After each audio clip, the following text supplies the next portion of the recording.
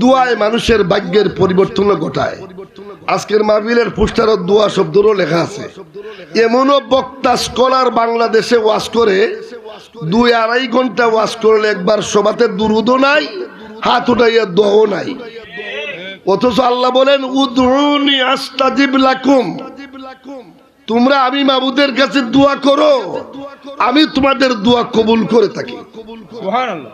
আল্লাহ পাক শেষ রাত্রে ডাকেন, দুনিয়ার আসমানে আসেন, হাদিস হইছে হাল মিন মুস্তাগফির ফাগফির লাহু। ওদের তাহাজ্জুদের নামাজের গুরুত্ব কেন?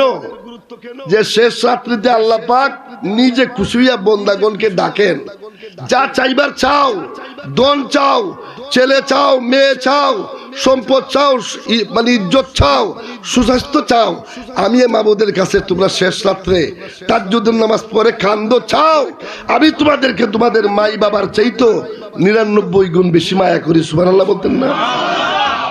দোয়ায় মানুষের ভাগ্যের পরিবর্তন ঘটায়। হাদিস শরীফে আসছে আত-তাকদিরু লা ইয়ারুদ্দু ইল্লা বিদ-দুআ, তাকদীর আর কোন জিনিসে পরিবর্তন করতে পারে না, তাকদীর দোয়ায় পরিবর্তন করে।